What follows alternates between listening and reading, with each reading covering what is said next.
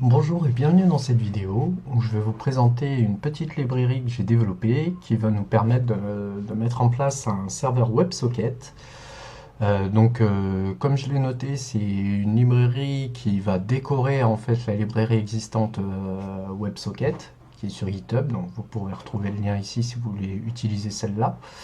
Mais l'avantage de la librairie que j'ai faite, c'est que ça va inclure un système de room de manière native ainsi qu'un système de middleware. Et même au niveau de l'écriture, c'est beaucoup plus naturel. Enfin, ça après, c'est préférence de chacun, mais je trouve que c'est beaucoup plus naturel de développer avec cette librairie-là. Donc on va commencer. La première chose, c'est qu'on va initialiser donc un projet. Donc là, moi, je passe par VS Code. Au début, j'étais sur Atom, et puis VS Code, je trouve que c'est pas mal. Donc là, j'ai rajouté un petit plugin, une petite extension qui permet de directement taper des commandes npm depuis VS Code. Ça m'évite de jongler sur le terminal, même si j'ai un terminal ici. Au moins, j'ai plus besoin de passer dedans. Donc, on va initialiser le paquet. Voilà, donc tac, tac, tac, tac. On met les informations de base. Maintenant, une fois que ça c'est fait, on va installer notre dépendance. Donc, toujours pareil, npm. Et donc, install and save dependencies. Et donc là, easy-com. Donc voilà, donc c'est la même chose que faire un npm install, hein, c'est rien de neuf. L'avantage aussi, c'est que ça me permet de lancer une tâche. D'ailleurs, on va tout de suite créer une tâche ici, on va l'appeler dev. Donc au préalable, moi, souvent j'utilise NoDaemon. Ça me permet de ne pas avoir à relancer à chaque fois le serveur dès que je fais une modification. Ça le fait automatiquement. J'ai pas besoin de switcher entre le terminal et l'éditeur. Donc NoDaemon, index, voilà, tac, comme ça moi, ça c'est fait. Et vous verrez après que ce sera beaucoup plus simple. Donc là, nous avons installé la librairie EasyCom. Et maintenant, on va commencer à construire notre petit serveur WebSocket. Alors, tout d'abord, il faut qu'on récupère la librairie. Donc là, on va l'appeler WebSocket Server par exemple. Et donc, on récupère la librairie EasyCom qui est dans les Node modules. Bon, je suppose que vous connaissez un peu Node, hein, sinon, faut commencer par d'autres vidéos avant de faire celle-là. Maintenant, on va déclarer notre serveur.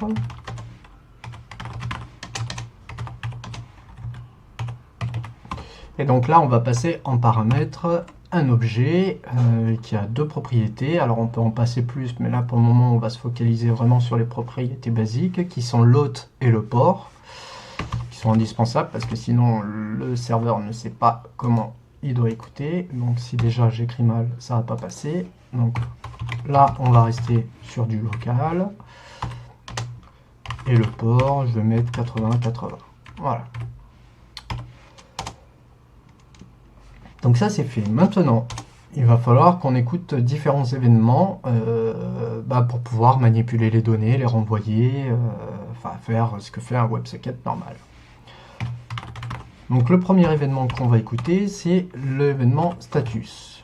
Ça va nous permettre de savoir si le serveur est démarré ou coupé, tout simplement. Donc ça renvoie un objet statut qui a un code et un message. Bon, c'est rien de folichon, hein, on n'est pas des fifous non plus. Donc status object, hop, et on va juste afficher le message. Voilà. Ok, et là, on va lancer le serveur.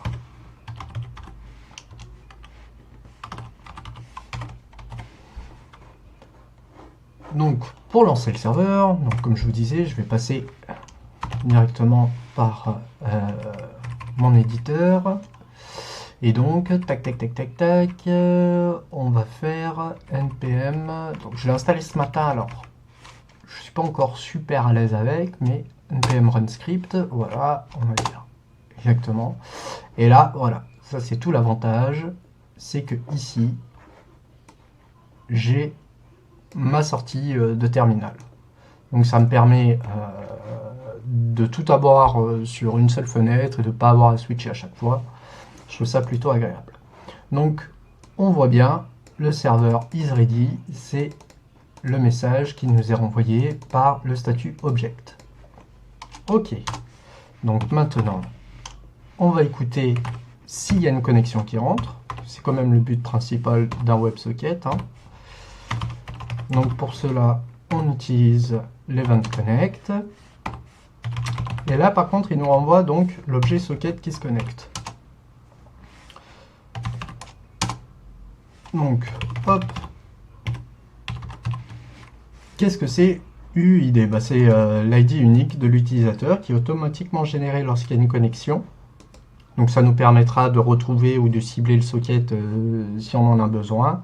Évidemment, l'objet socket, vous pouvez y injecter toutes les données que vous voulez. Il n'y a aucun souci là-dedans. Si par exemple, là, on fait un socket.toto égale tata, hein, et que derrière, je fais un console log de socket Toto, forcément, il va me renvoyer tata.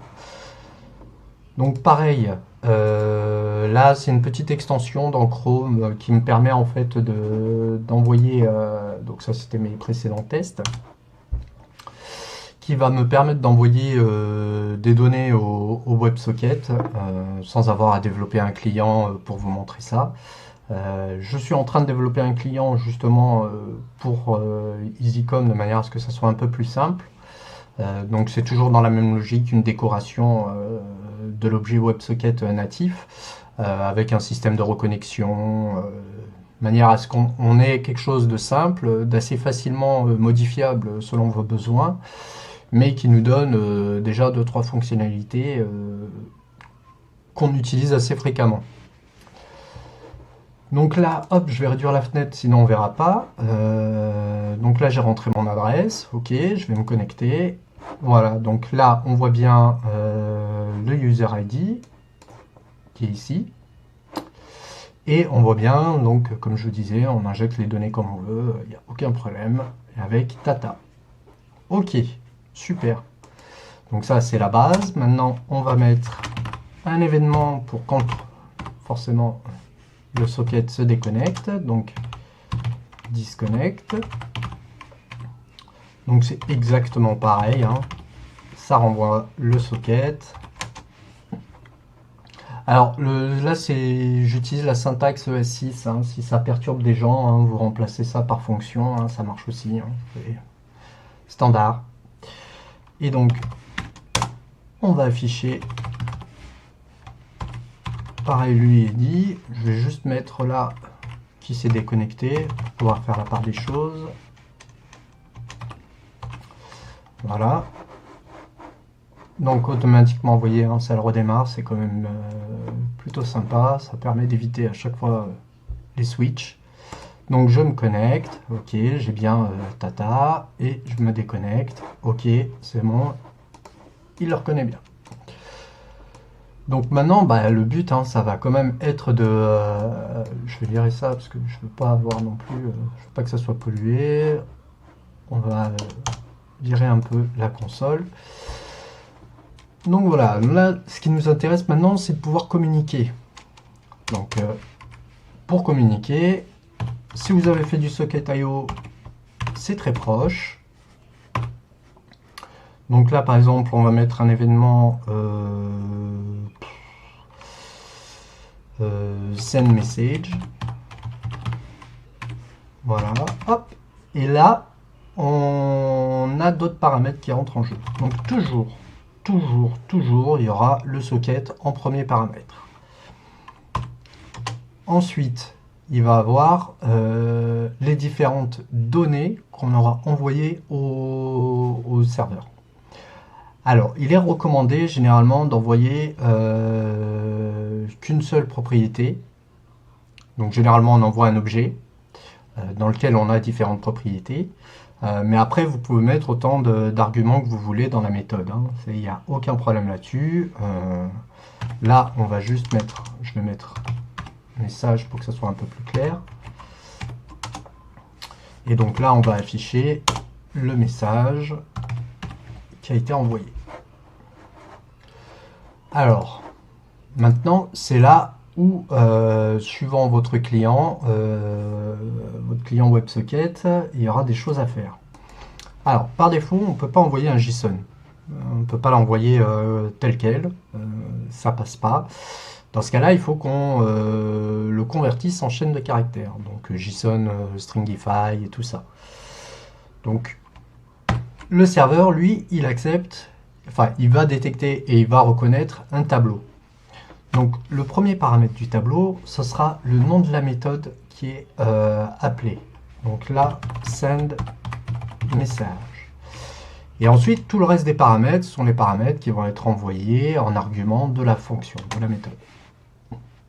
Donc là, on va mettre hello boy. Et donc maintenant, on va tester ça. Je me connecte. J'envoie. Et là, je vois bien que je récupère bien le paramètre message. Donc, très simplement, pas de choses un peu fifou.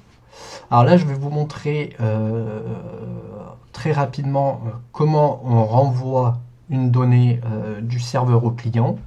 Mais je vais faire une autre vidéo avec toutes les méthodes pour pouvoir communiquer, pour pouvoir que le socket puisse communiquer avec d'autres clients. Donc il y aura aussi la gestion des rooms et tout ça. Mais ça va venir dans une autre vidéo.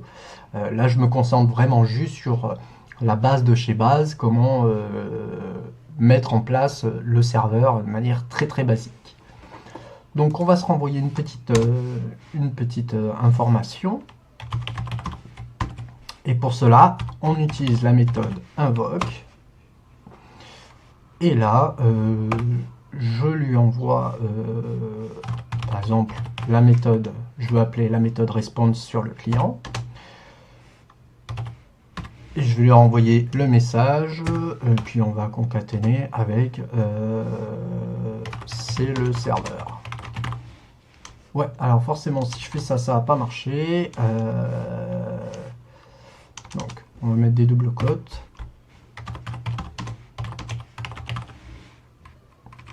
Voilà.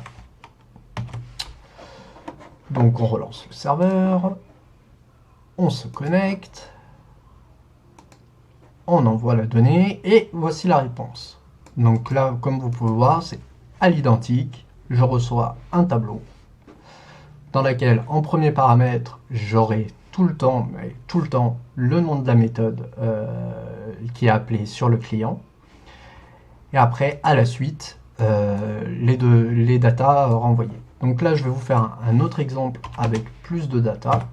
Par exemple, hello boy, je sais pas, flower, on aime les fleurs. Et donc là, message 2, rien de transcendant. Message 2. Là, je vais laisser juste comme ça pour le moment.